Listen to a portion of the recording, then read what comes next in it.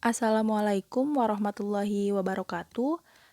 Perkenalkan, nama saya Anissa, NPMC 101800057. Saya dari kelas Akuntansi Keuangan Lanjutan 1, kelas D. Di sini saya akan menjelaskan materi seputar akuntansi. Yang pertama, langsung saja ada definisi dari akuntansi. Akuntansi ini seperti yang kita tahu ya, berasal dari kata accounting, yaitu berarti menghitung. Secara garis besarnya, akuntansi ini merupakan proses yang diawali dengan mencatat, mengelompokkan, mengolah, menyajikan data, serta mencatat transaksi yang berhubungan dengan keuangan, sehingga informasi tersebut nantinya dapat digunakan oleh seseorang yang ahli di bidangnya dan menjadi bahan untuk mengambil suatu keputusan. Selanjutnya yaitu ada klasifikasi bidang akuntansi. Yang pertama ada akuntansi keuangan atau financial accounting. Bidang ini berkaitan dengan akuntansi suatu unit ekonomi secara keseluruhan. Nah, kegiatannya meliputi pencatatan kegiatan finansial yang bertujuan untuk dapat menyajikan laporan keuangan. Yang kedua yaitu ada auditing atau akuntansi pemeriksaan. Dalam auditing ini dilaksanakan kegiatan pemeriksaan terhadap hasil pencatatan dan laporan dalam keuangan. Jadi bidang ini berhubungan dengan audit yang secara bebas dilakukan pada laporan yang dihasilkan oleh akuntansi keuangan. Selanjutnya yaitu ada akuntansi biaya. Akuntansi biaya ini menekankan sebuah penetapan dan sebuah kontrol atas biaya. Akuntansi biaya akan mengarah pada penetapan biaya berdasarkan aktivitas atau activity based costing. Jadi akuntansi biaya ini merupakan bidang akuntansi yang mencatat dan menghitung serta menganalisis sebuah data biaya pada suatu perusahaan industri. Kemudian yaitu ada akuntansi manajemen. Akuntansi manajemen ini bertujuan untuk memberikan informasi kepada manajemen dalam menjalankan usahanya. Kemudian ada budgeting. Budgeting atau penganggaran ini berhubungan dengan penyusunan rencana keuangan yang nantinya terkait dengan kegiatan perusahaan untuk jangka waktu tertentu di masa yang akan datang, serta analisis dan pengawasannya. Kemudian ada akuntansi perpajakan. Akuntansi perpajakan ini kegiatannya berhubungan dengan penentuan objek pajak. Nantinya menjadi beban perusahaan serta perhitungannya untuk kepentingan penyusunan laporan pajak. Nah, kegiatannya akuntansi perpajakan ini berfungsi membantu manajemen dalam menentukan pilihan-pilihan transaksi yang akan terjadi yang berhubungan dengan pertimbangan-pertimbangan perpajakan. Selanjutnya yaitu ada sistem akuntansi. Sistem akuntansi ini merupakan bidang akuntansi yang melaksanakan kegiatan dengan merancang cara melakukan pencatatan akuntansi agar aman, efektif, dan efisien, mulai dari organisir dokumen sampai menyusun prosedur pencatatannya. Selanjutnya ada akuntansi pemerintahan, seperti yang seperti namanya yaitu akuntansi pemerintahan. Jadi bidang akuntansi ini sudah pasti diterapkannya itu di lembaga pemerintahan. Akuntansi pemerintahan ini bertujuan untuk menyajikan sebuah laporan keuangan, pengendalian dan pengawasan keuangan negara. Selanjutnya ada akuntansi anggaran. Akuntansi anggaran ini kegiatannya berhubungan dengan pengumpulan dan pengolahan data operasi keuangan yang sudah terjadi, serta taksiran kemungkinan yang akan terjadi untuk kepentingan penetapan rencana operasi keuangan perusahaan atau anggaran dalam suatu periode tertentu. Kemudian yang terakhir yaitu ada akuntansi sektor publik. Akuntansi sektor publik ini sebagai akuntansi dana masyarakat yang selanjutnya dapat diartikan sebagai mekanisme teknik dan analisis akuntansi yang diterapkan pada pengelolaan dana masyarakat di lembaga-lembaga tinggi negara dan departemen di bawahnya. Selanjutnya yaitu ada fungsi akuntansi. Yang pertama yaitu ada sebagai bahasa perusahaan. Jadi di sini akuntansi bisa dianggap sebagai bahasa perusahaan dalam memberikan informasi berupa data-data keuangan yang digunakan untuk pengambilan keputusan. Kemudian yaitu akuntansi dapat mengetahui jumlah modal yang dimiliki perusahaan dan perkembangan perusahaan pada periode tertentu. Nah, jadi kan setiap perusahaan ini membutuhkan dua macam informasi tentang perusahaannya, yaitu tentang nilai perusahaan dan informasi mengenai laba rugi perusahaan. Nah, jadi dengan akuntansi ini nantinya dapat mengetahui jumlah modal yang dimiliki perusahaannya, nanti dapat diketahui bagaimana perkembangan perusahaan pada periode tertentu. Selanjutnya yaitu akuntansi ini bisa menjadi dasar penghitungan pajak dan untuk menentukan kebijakan manajemen perusahaan. Nah, selanjutnya yaitu ada siklus akuntansi. Nah, siklus akuntansi ini dimulai dari yang pertama yaitu pengidentifikasian. Transaksi yang terjadi harus memiliki bukti-bukti transaksi agar bisa dilakukan identifikasi.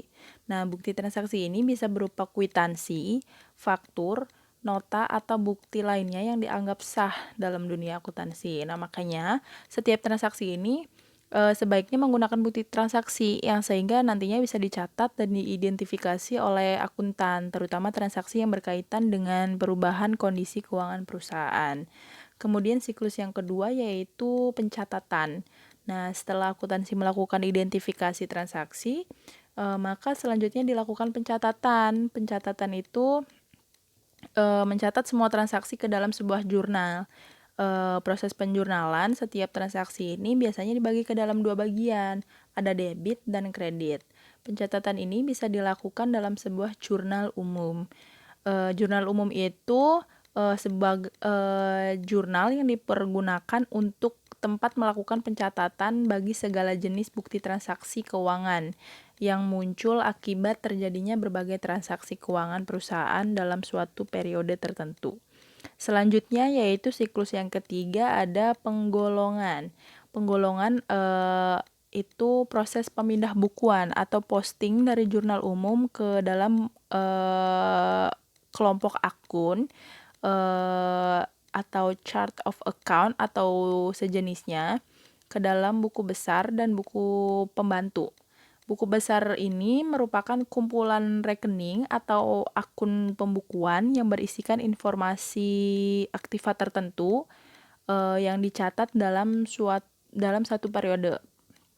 Nah, gunanya buku besar ini akan mempermudah akuntan dalam melakukan pengecekan ulang atau melihat referensi terkait dengan transaksi yang terjadi jika sudah tercatat dalam buku besar.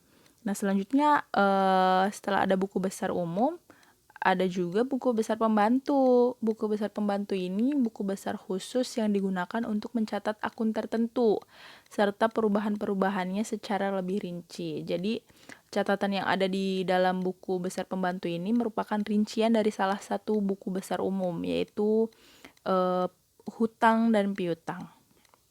Selanjutnya siklus yang keempat yaitu ada pengikhtisaran. Nah, pengikhtisaran ini proses peringkasan data yang tujuannya mudah dibaca dan dipahami. Nah, ada beberapa langkah yang dapat dilakukan dalam pengikhtisaran. Yang pertama yaitu menyusun neraca saldo. Neraca saldo ini berisikan daftar saldo dari masing-masing rekening pada buku besar dan pada periode tertentu. Dalam menuliskan neraca saldo ini, saldo yang terdapat dalam buku besar disatukan dan harus dalam kondisi sama jumlahnya. Maksudnya nanti di akhirnya harus balance dari buku besar tersebut. Kemudian yang kedua itu ada mencatat atau membuat jurnal penyesuaian. Jurnal penyesuaian ini jurnal yang dibuat dalam proses pencatatan perubahan saldo dalam akun sehingga saldonya mencerminkan jumlah yang sebenarnya. Nah, secara umum ini manfaatnya Manfaat jurnal penyesuaian itu menetapkan saldo catatan akun buku besar pada akhir periode, serta menghitung pendapatan dan beban selama periode tertentu. Kemudian tahap ketiga dari pengikhtisaran yaitu neraca lajur.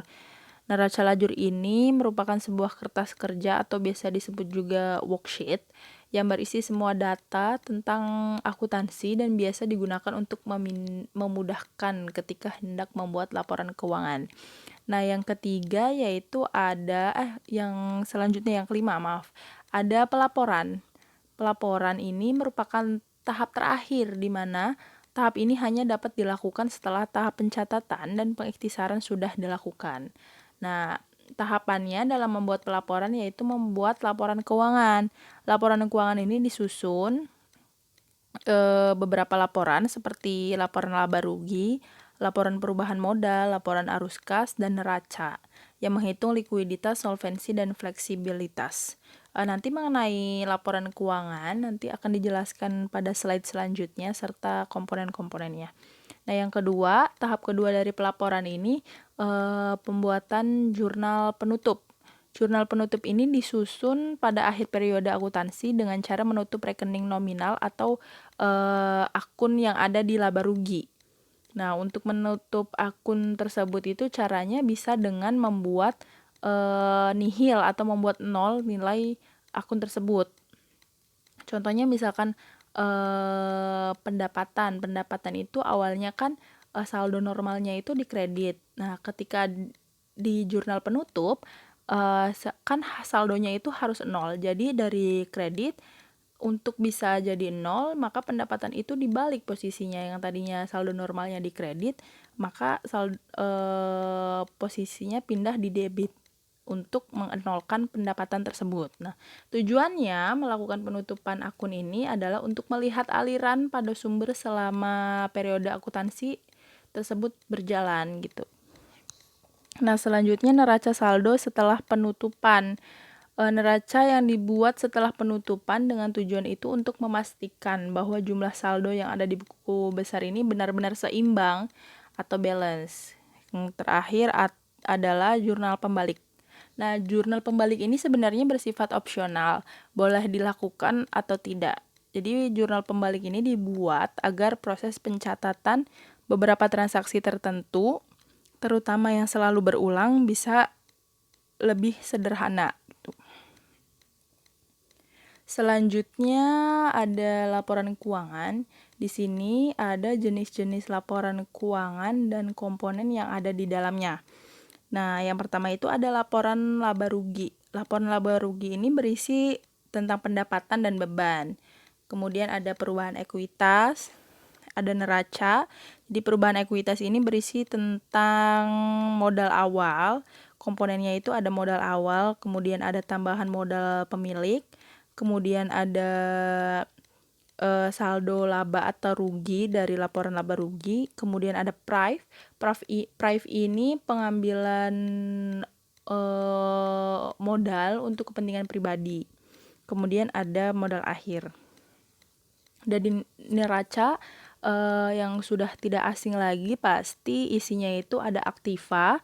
Aktiva itu kayak kas, persediaan itu aset-aset kita. Kemudian pasiva. Pasiva itu kewajiban. Kemudian ada modal. Dan kemudian ada laporan arus kas. Arus kas ini berisi dari arus kas dari kegiatan operasi, arus kas dari kegiatan investasi, dan arus kas dari aktivitas pendanaan. Kemudian ada CALK atau catatan atas laporan keuangan. Nah, komponennya yang pertama yaitu ada gambaran umum perusahaan. Kemudian yang kedua itu ada dasar penyusunan laporan keuangan dan ikhtisar kebijakan akuntansi signifikan yang diterapkan.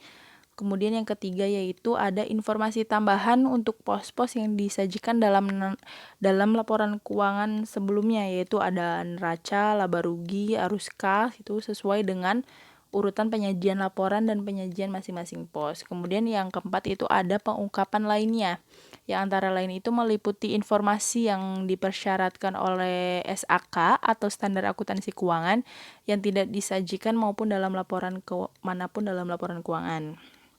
Kemudian ada informasi yang tidak disajikan di bagian manapun dalam laporan keuangan, tetapi informasi tersebut relevan untuk memahami laporan keuangan. Nah, itu adanya di CALK. Kemudian selanjutnya ini ada gambaran dari laporan keuangan serta manfaatnya, yaitu yang pertama ada gambaran laporan laba rugi. Seperti yang telah dijelaskan tadi, laba rugi ini berisi tentang pendapatan dan beban. Jadi, laporan laba rugi ini merupakan salah satu laporan keuangan yang menampilkan informasi pergerakan usaha sehingga dapat mengetahui berapa total pendapatan dan pengeluaran, baik harga pokok penjualan maupun biaya operasional. Nah, manfaatnya laba rugi ini yang pertama mengevaluasi kinerja perusahaan.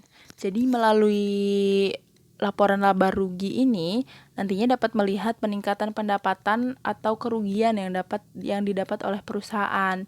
Jadi dengan melakukan evaluasi selanjutnya dapat meminimalkan resiko kerugian. Yang kedua yaitu menilai resiko.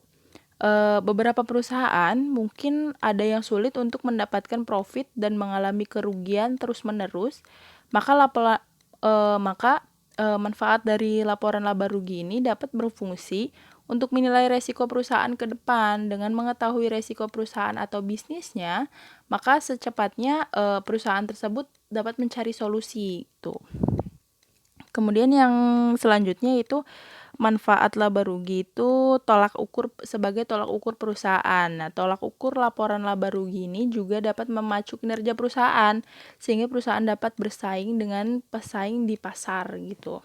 Kemudian yang terakhir manfaatnya dapat menganalisis strategi perusahaan.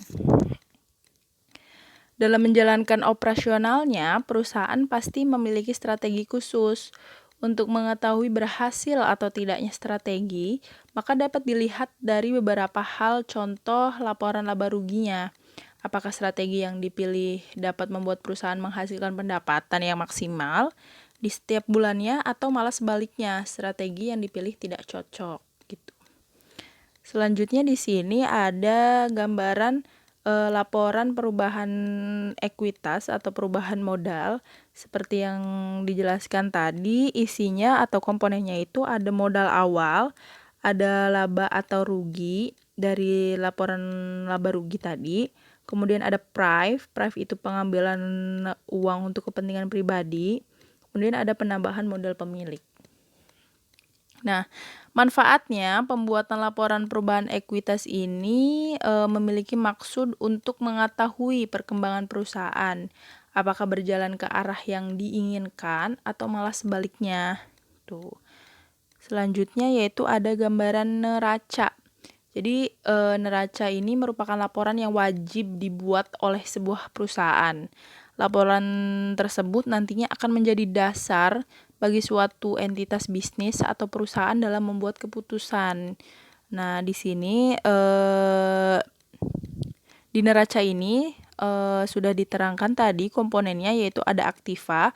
Aktiva juga dibagi menjadi dua, yaitu ada aktiva lancar dengan aktiva tetap. Kemudian ada kewajiban. Kewajiban juga sebetulnya dibagi-bagi lagi. Ada kewajiban jangka panjang atau jangka pendek. Terus ada modal. Nah, manfaat neraca ini berguna sebagai alat untuk analisis perubahan kondisi keuangan suatu perusahaan secara berkala dari tahun ke tahun. Kemudian manfaatnya berguna sebagai alat untuk analisis likuidasi suatu entitas bisnis. Kemudian yang terakhir yaitu berguna sebagai alat untuk analisis kemampuan suatu perusahaan dalam melunasi utang jangka pendek sebelum jatuh tempo. Kemudian ada gambaran dari laporan arus kas. Laporan arus kas atau cash flow ini sebuah perincian yang menunjukkan jumlah pemasukan dan pengeluaran dalam suatu periode. Pokoknya arus kas ini mencerminkan jumlah pemasukan dan pengeluaran yang terjadi dalam kas gitu. Nah, ada gambarannya di sini seperti yang sudah dijelaskan dalam komponen-komponen laporan arus kas tadi. Ada arus kas berasal dari kegiatan operasi, ada kegiatan investasi, kemudian ada arus kas yang berasal dari kegiatan pendanaan. Manfaatnya, laporan arus kas atau statement of cash flow ini melaporkan penerimaan kas, pembayaran kas, dan perubahan bersih pada kas yang dihasilkan dari aktivitas operasi pendanaan selama satu periode. Kemudian ada CALK atau catatan atas laporan keuangan. CALK ini merupakan informasi lebih rinci mengenai detail laporan keuangan perusahaan. Nah, CALK ini berfungsi sebagai penjelas pada laporan keuangan yang detail dan angka-angkanya tidak bisa diungkapkan dalam sebuah laporan keuangan. Nah, manfaatnya ini berguna bagi pihak manajemen perusahaan untuk mengambil berbagai keputusan penting perusahaan untuk kedepannya, yang tentunya itu untuk bisa mewujudkan visi perusahaan dan juga keuntungan ekonomi. Kemudian di sini ada hubungan antar laporan keuangan. Nah, keterkaitan laporan keuangan dalam membuat laporan keuangan itu yang pertama kali dibuat adalah yang pertama itu tadi laporan laba rugi, kedua itu laporan perubahan modal, ketiga neraca, kemudian yang terakhir adalah laporan arus kas. Nah, laporan laba rugi digunakan untuk mengetahui laba atau rugi suatu perusahaan. Kemudian laba atau rugi ini tersebut nominalnya akan dimasukkan ke laporan perubahan modal karena untuk mengetahui modal akhir kita harus menambahkan modal awal perusahaan dengan laba bersih atau dengan mengurangi modal awal jika rugi. Nah, kemudian modal akhir ini akan dimasukkan ke neraca di bagian ekuitas dan kewajiban. Kemudian kita menghitung laporan arus kas agar kita bisa mengetahui kas akhir yang dimiliki oleh suatu perusahaan itu, sehingga dengan kita bisa mengetahui kas akhir yang dimiliki oleh perusahaan, nantinya kita bisa memasukkannya ke neraca tersebut, karena neraca menggambarkan harta yang dimiliki oleh perusahaan. Jadi kas termasuk harta yang dimiliki oleh perusahaan, sehingga kas harus dimasukkan ke dalam neraca. Jadi seperti itu keterkaitan antar laporan keuangan. Maka ketika terjadi kesalahan perhitungan sedikit saja akan mengakibatkan laporan keuangan yang lainnya itu salah. Jadi dari awal penyusunan laporan keuangan itu harus benar dan detail agar tidak terjadi kesalahan. Nah, laporan keuangan itu digunakan oleh siapa saja? Yang pertama ada investor. Investor ini membutuhkan informasi untuk membantu menentukan apakah harus membeli, menahan, atau malah menjual investasi tersebut. Pemegang saham juga tertarik pada informasi yang memungkinkan mereka untuk menilai kemampuan perusahaan untuk membayar dividen. Selanjutnya, pengguna laporan keuangan yaitu karyawan. Karyawan dan kelompok-kelompok yang mewakili mereka ini tertarik pada informasi mengenai stabilitas dan profitabilitas perusahaan.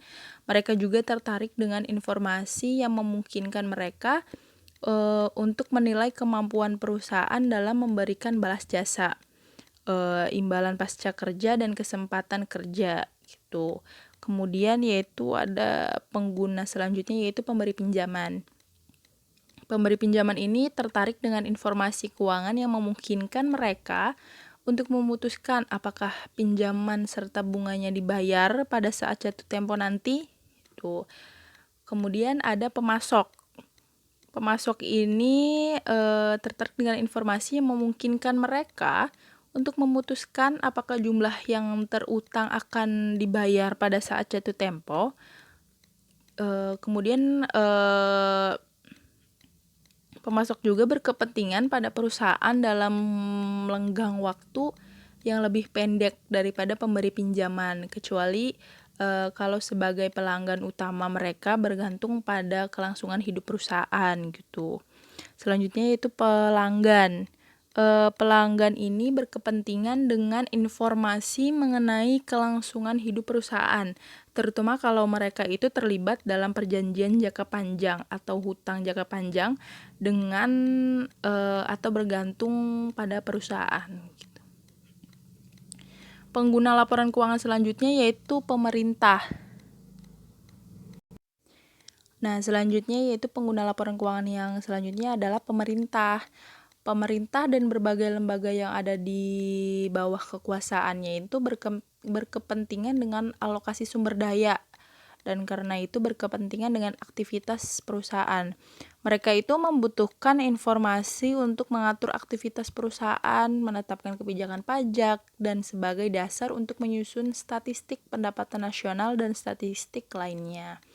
Nah, yang terakhir masyarakat. Nah, masyarakat juga ini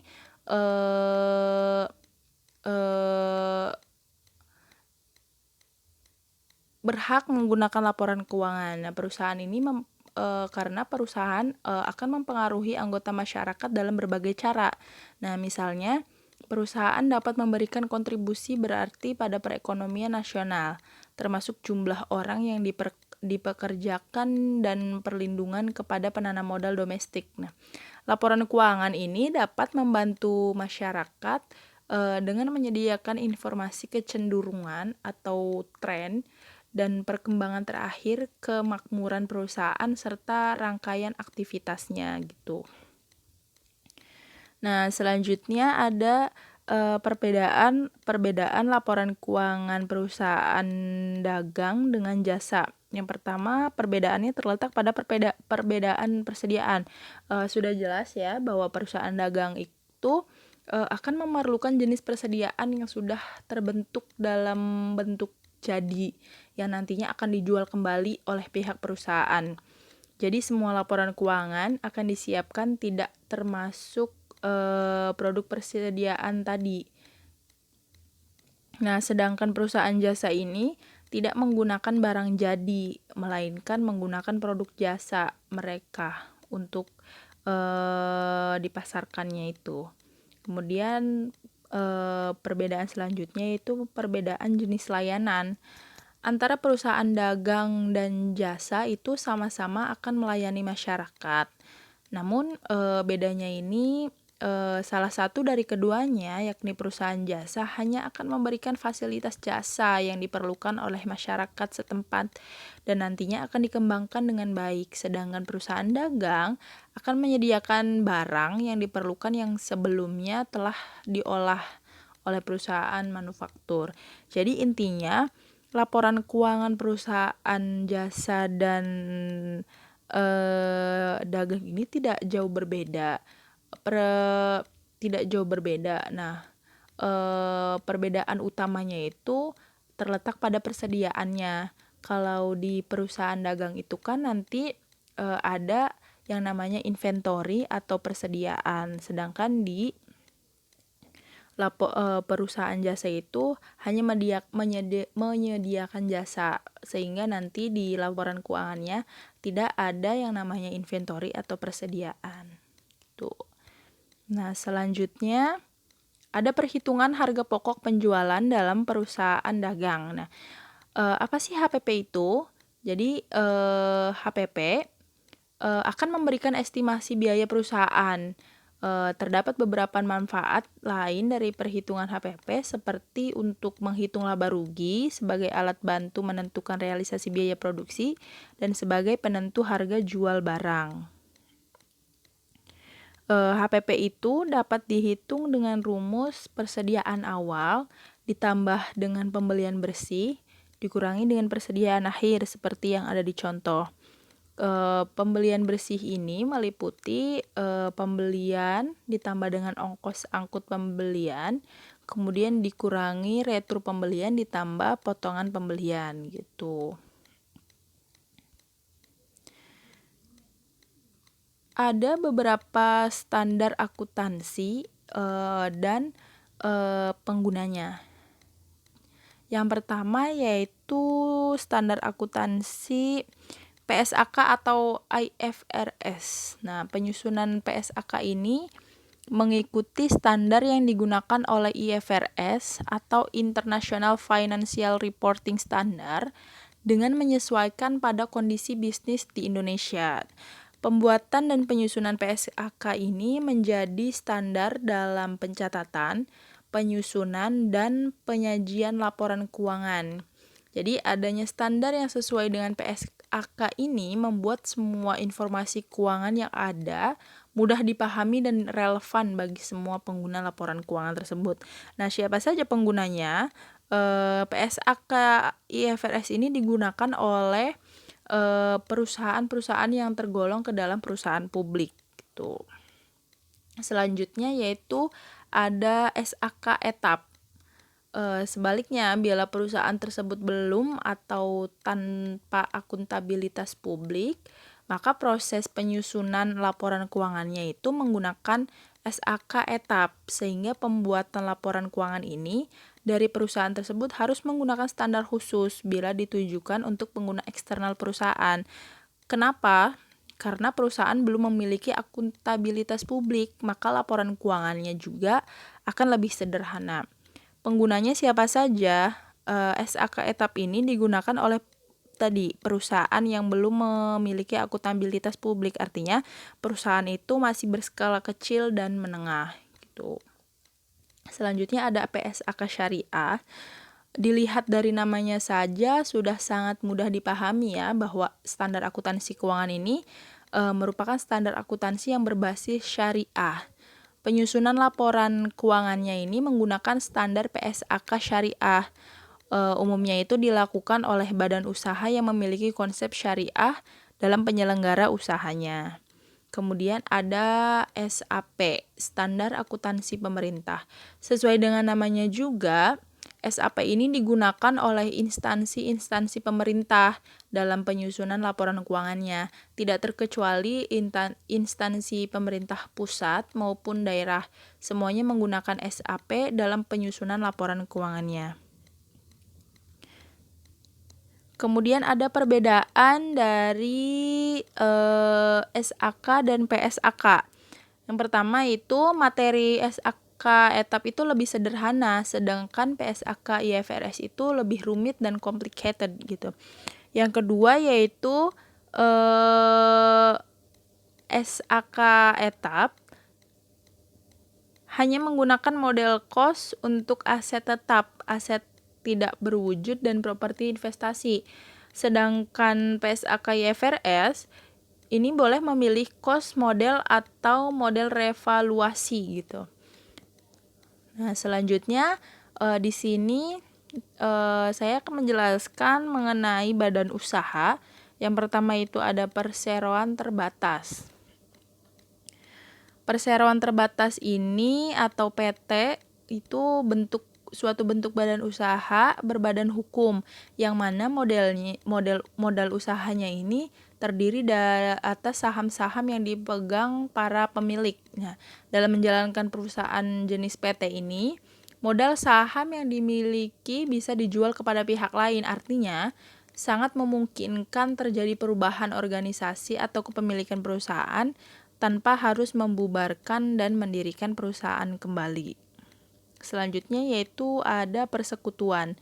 Nah, persekutuan ini merupakan badan usaha yang dimiliki oleh 2 orang atau lebih yang secara bersama-sama itu bekerja sama untuk mencapai tujuan usaha serta membutuhkan izin khusus pada instansi pemerintah. Selanjutnya, badan usaha perseorangan. Perusahaan perseorangan ini perusahaan yang dikelola dan diawasi oleh satu orang, di mana pengelola perusahaan memperoleh seluruh keuntungan perusahaan, tetapi ia juga menanggung seluruh resiko yang timbul dalam kegiatan perusahaan. Contohnya kayak kerugian perusahaan gitu, nanti ia tanggung sendiri. Nah, pendirian perusahaan perseorangan ini tidak diatur dalam KUHD dan tidak memerlukan perjanjian karena tidak memerlukan perjanjian karena hanya didirikan oleh satu orang pengusaha saja gitu. Nah, selanjutnya yaitu pembentukan badan usaha. Badan usaha ini kan merupakan kesatuan yuridis atau hukum, teknis dan ekonomis yang bertujuan itu untuk mencari laba atau keuntungan. Nah, bagaimana caranya atau apa saja persyaratan untuk pembentukan badan usaha? Yang pertama, pembentukan badan usaha itu yang harus disiapkan yaitu yang sudah pasti adalah modal. Modal untuk mendirikan sebuah usaha, kemudian dokumen diri, kemudian jenis usaha. Jenis usahanya itu apa? Seperti PT kah atau firma atau CV. Kemudian yang harus disiapkan selanjutnya yaitu tujuan usahanya. Tujuan usahanya itu untuk apa?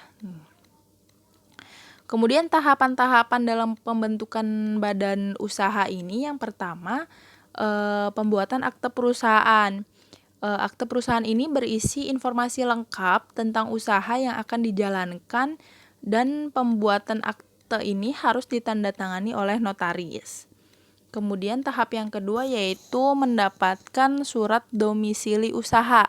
Nah, surat domisili usaha ini mengajukan untuk mendapatkan surat domisili usaha ini bisa mengajukan kepada kelurahan atau kepala desa setempat. Kemudian tahapan selanjutnya yaitu mengurus NPWP. NPWP ini untuk apa? NPWP ini untuk dapat melaksanakan segala hak dan kewajiban perpajakan perusahaan. Kemudian yang selanjutnya yaitu pendaftaran ke Kementerian Hukum. Nah, dibentuknya akte pendirian ini tidak menjadikan suatu badan usaha itu atau badan hukum secara sendirinya menjadi sah. Pendirian itu baru terjadi secara hukum atau secara yuridis ketika akte pendirian didaftarkan pada otoritas terkait dan telah mendapat penetapan sahnya pendirian oleh pemerintah. Kalau dulu itu kan pendaftaran untuk pembentukan badan usaha itu hanya ke pengadilan negeri setempat. Kalau sekarang untuk pembentukan badan usaha itu akte pendiriannya itu harus didaftarkan ke Kementerian Hukum agar perusahaan tersebut legal dan mendapat validitas secara hukum gitu. Kemudian tahap selanjutnya itu mengurus SIUP atau SIUP atau surat izin usaha.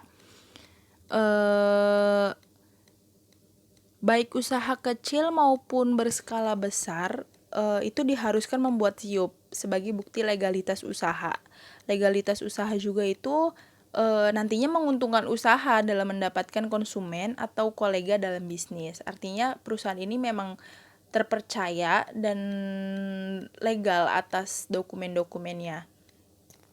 Kemudian yaitu tahapan terakhir adalah pengurusan tanda daftar perusahaan atau TDP. Nah, dengan terbitnya TDP ini, perusahaan sudah dikatakan resmi dan diakui oleh hukum. Gitu. Selanjutnya, jika tadi kita membahas tentang pembentukan badan usaha, selanjutnya kita akan membahas likuidasi badan usaha. Likuidasi badan usaha ini merupakan tindakan penyelesaian seluruh aset dan kewajiban sebagai akibat pembubaran suatu perusahaan oleh para likuidator. Nah, proses likuidasi termasuk menyelesaikan penjualan harta perusahaan, penagihan hutang, pelunasan hutang, dan penyelesaian sisa harta milik perusahaan. Nah, Kenapa sih perusahaan itu harus likuidasi? Nah, penyebab suatu perusahaan harus diberhentikan atau likuidasi itu diantaranya yang pertama ada sekutu yang meninggal dunia. Sehingga nanti kepemilikannya hanya sebagian. Kemudian ada sekutu yang mengundurkan diri dan selanjutnya ada keputusan pengadilan. Jika keputusan pengadilan ini jika ada kasus hukum yang menjerat suatu persekutuan sehingga terjadi likuidasi persekutuan atau diberhentikan operasinya gitu. Kemudian bagaimana tahap persekutuan menuju likuidasi. Yang pertama, tahapan pertama itu dissociation atau pengunduran diri. Pengunduran diri atau dissociation ini terjadi apabila sekutu berhenti atau mengundurkan diri. Kemudian ada dissolution atau pembubaran. Pembubaran terjadi ketika salah satu sekutu mengundurkan diri, lalu sekutu lainnya itu sepakat bahwa persekutuan atau perusahaan tidak lanjut beroperasi sehingga harus dibubarkan. Kemudian tahapan yang ketiga yaitu terminasi dan likuidasi. Nah, terminasi dan likuidasi ini proses perusahaan menyelesaikan kewajiban-kewajibannya. Jadi, proses penyelesaian persekutuan ketika akan melikuidasi persekutuannya itu dengan menjual semua aset yang dimiliki oleh perusahaan oleh persekutuan dengan menyelesaikannya dengan pihak ketiga serta memenuhi kewajibannya atau hutang perusahaan kepada pihak ketiga. Nah, selanjutnya setelah terminasi dan likuidasi dilakukan, maka tahapan persekutuan menuju likuidasi yaitu pinjaman dari sekutu. Setelah persekutuan menyelesaikan urusan dan hubungannya dengan pihak ketiga, baik dari sisi aset maupun kewajiban, baru menyelesaikan urusan dengan sekutu. Karena sekutu ini merupakan pihak internal, sehingga jika urusan dengan jika perusahaan memiliki pinjaman kepada sekutu, maka pinjaman tersebut harus dibayar terlebih dahulu pada saat proses likuidasi dilakukan. Kemudian tahapan selanjutnya yaitu defisit akun modal. Jadi defisit akun modal ini kondisi di mana jumlah yang harus dibayar oleh sekutu itu lebih besar dibandingkan jumlah modal yang dimilikinya. Nah, tahapan terakhir dalam likuidasi yaitu membuat laporan likuidasi dan realisasi persekutuan. Jadi tahapan-tahapan dari tahapan yang tadi nantinya akan dimasukkan ke dalam laporan likuidasi dan realisasi persekutuan. Nah, nominal akhir dari laporan likuidasi ini harus 0. Jadi itu menandakan bahwa perusahaan itu telah selesai atau telah dibubarkan sehingga tidak memiliki tanggungan atau kewajiban baik aset maupun hutang kepada pihak ketiga ataupun sekutu gitu. Nah, dari tahapan-tahapan likuidasi ini tahap terminasi likuidasi sampai dengan laporan likuidasi ini disebut dengan terminasi bisnis. Apa sih terminasi bisnis itu? Jadi terminasi bisnis ini merupakan proses di mana perusahaan harus menyelesaikan aset dan kewajibannya sehingga nanti pada saat proses likuidasi perusahaan ini tidak memiliki aset dan kewajiban sehingga hubungan dengan pihak ketiga berakhir sehingga nanti tidak ada lagi kewajiban yang harus dibayar oleh sekutu kepada pihak ketiga gitu. Seperti yang saya jelaskan tadi, nanti di laporan likuidasi dan realisasi persekutuan, nominal dari hutang maupun dari aset ini harus 0 gitu. Menandakan bahwa proses likuidasi itu telah selesai gitu. Nah, penyelesaian aset ini dilakukan dengan menjual aset yang dimiliki oleh perusahaan gitu, menjual aset-aset. Sedangkan penyelesaian kewajiban itu dapat dilakukan dengan membayar hutang-hutang kepada pihak ketiga. Kemudian ada jenis-jenis likuidasi. Likuidasi ini dibagi menjadi 2, yaitu likuidasi sekaligus, di mana proses pembubaran perusahaan itu dilaksanakan dalam kurun waktu kurang dari 30 hari. Jadi proses likuidasinya dilakukan dalam waktu 1 bulan dan secara sekaligus gitu. Proses terminasi bisnisnya dilakukan secara sekaligus. Kemudian yang kedua ada likuidasi bertahap. Nah, likuidasi bertahap ini memerlukan beberapa bulan dalam penyelesaiannya dan mencakup pembayaran secara periodik atau bertahap kepada sekutunya selama masa likuidasi. Selanjutnya yaitu ada pelaporan segmen.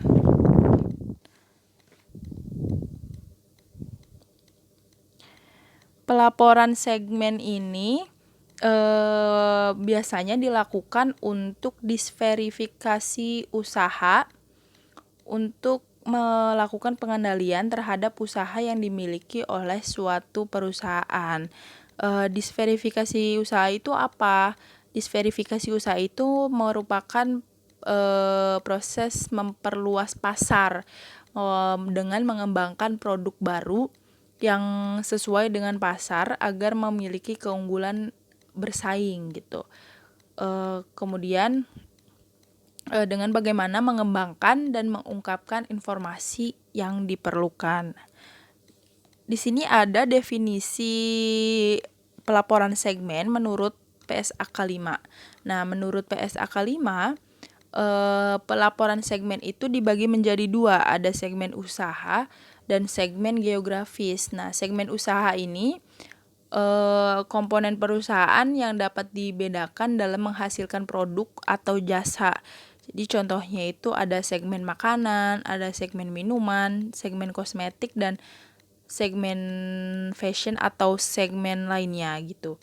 Jadi dilihat dari seberapa banyak perusahaan ini menghasilkan produk atau jasa. Kemudian ada segmen geografis. Segmen geografis ini dibedakan berdasarkan wilayah.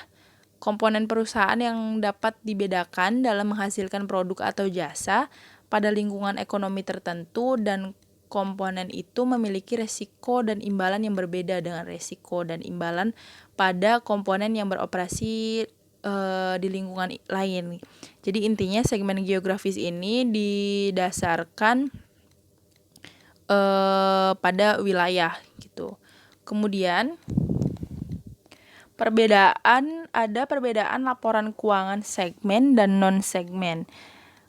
Jadi perbedaan laporan keuangan segmen non segmen ini komponen pelaporan keuangannya itu untuk laba rugi, terdapat pendapatan, HPP, beban sehingga HPP dan beban, sehingga nanti menghasilkan laba bersih. Jadi non segmen ini komponen laporannya itu seperti laba rugi pada umumnya gitu, yang nantinya akan menghasilkan laba bersih. Sedangkan yang laporan keuangan segmen, perusahaan ini memiliki segmen usaha sehingga perusahaan tersebut nantinya harus memisahkan sesuai jenis segmen usahanya masing-masing. Nah, laporan segmen ini biasanya akan tersaji di dalam CALK gitu. Selanjutnya ada definisi segmen dilaporkan. Yang pertama ada segmen operasi dilaporkan secara terpisah. Nah, segmen operasi dilaporkan secara terpisah ini di mana segmen-segmen tersebut merupakan membutuhkan pengungkapan tambahan yang terpisah, sehingga manajemen ini dapat mengspesifikasikan segmen operasinya untuk melakukan evaluasi posisi keuangan dan kinerja operasi keuangan perusahaan, sehingga lebih memudahkan manajemen dalam melakukan evaluasi pengendalian terhadap segmen yang dimilikinya gitu. Kemudian ada pelaporan segmen dilakukan terpisah sesuai dengan spesifikasinya masing-masing. Dan terakhir yaitu semua akun yang berhubungan dengan segmen dilaporkan terpisah pada laporan keuangan segmen. Selanjutnya yaitu ada juga agregasi. Yang pertama produk dan jasa. Produk dan jasa ini melaporkan pelaporan segmen sesuai produk yang dihasilkan gitu. Kayak contohnya segmen makanan, segmen fashion, dan seterusnya. Kemudian ada proses produksi. Proses produksi ini melaporkan jenis usahanya sesuai dengan proses produksinya gitu. Sesuai dengan proses produksi. Seperti ada segmen pemotongan, segmen penjahitan, segmen pelabelan, dan segmen packaging atau pengemasan gitu. Selanjutnya ada pelanggan produk dan jasa. Nah, pelanggan produk dan jasa ini kita ambil contoh bisa dengan berdasarkan umur. Berdasarkan umur itu berarti kan ada segmen anak-anak dan segmen remaja, dan kalau berdasarkan kelamin itu berarti ada segmen dewasa, segmen pria dan segmen wanita dan seterusnya gitu. Kemudian ada sistem distribusi. Sistem distribusinya bisa kita pilih ada segmen COD atau bayar di tempat gitu. Kemudian ada segmen online atau segmen offline gitu. Kemudian ada sifat lingkungan. Sifat lingkungan ini bisa segmen perbankan, segmen tempat hiburan, segmen perhotelan, dan seterusnya. Nah, selanjutnya itu ada uji segmen. Nah, suatu segmen ini dapat dilaporkan terpisah jika memenuhi uji pendapatan 10%, uji laba rugi 10%, dan uji aset 10%. Kemudian setelah uji 10% tadi telah dilakukan dan lolos, maka segmen tadi berhak melanjutkan atau melakukan uji 75% terhadap pendapatan yang didapat dari penjualan ke pihak eksternal gitu. Nah, bagaimana jika perusahaan ada segmen yang tidak lolos uji 10% dan 75%. Nah, nanti segmen tersebut dilaporkannya itu digabung, tidak dipisah-pisah, digabung dengan segmen yang lain yang tidak lolos uji juga, dan nanti akan tertuang atau akan dijadikan dalam akun seluruh segmen lainnya. Jadi akun seluruh segmen lainnya ini berhubungan dengan informasi segmen yang tidak lolos uji 10% dan 75%. Jadi yang lolos uji 10% dan 75% itu nanti pelaporannya akan dilakukan secara terpisah gitu. Nah, selanjutnya ada periode pelaporan keuangan. Yang pertama ada periode kalender. Periode kalender ini seperti yang kita tahu pada umumnya, jadi pelaporannya itu dibuat sesuai kalender tahunan, yaitu tanggal 1 Januari sampai dengan 31 Desember. Kemudian ada periode fiskal. Periode fiskal ini periode 12 bulan yang digunakan perusahaan dan juga digunakan pemerintah untuk pelaporan dan penganggaran keuangan yang kadang-kadang itu mengikuti tahun kalender, yaitu 1 Januari sampai dengan 31 Desember, dan kadang-kadang juga tidak gitu. Kemudian ada pelaporan periode interim. Periode interim ini suatu periode pelaporan keuangan yang lebih pendek daripada 1 tahun buku penuh seperti bulanan atau triwulan atau semesteran gitu. Intinya dari periode interim ini jangka waktunya itu lebih pendek daripada 1 tahun buku penuh gitu. Kemudian yang terakhir ada periode tahunan. Periode tahunan ini periode pelaporan keuangan perusahaan selama 1 tahun gitu. Selanjutnya materi terakhir ini tentang pelaporan interim. Jadi pelaporan interim ini laporan keuangan yang diterbitkan di antara 2 laporan keuangan tahunan dan harus dipandang sebagai bagian integral dari laporan periode tahunan.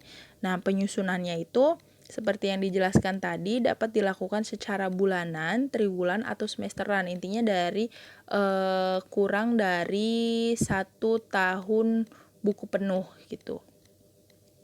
Nah, laporan keuangan interim ini memuat komponen yang sama seperti laporan keuangan tahunan yang biasanya, yaitu terdiri dari neraca, laporan realisasi anggaran, laporan operasional, ada laporan perubahan ekuitas, ada laporan perubahan intinya laporan keuangan interim juga memuat komponen yang sama seperti laporan tahunan yang biasanya gitu, ada ya begitu. Mungkin itu saja yang dapat saya jelaskan. Kurang lebihnya mohon maaf, dan semoga materi-materi yang saya sampaikan tadi dapat bermanfaat. Sekian dari saya. Terima kasih.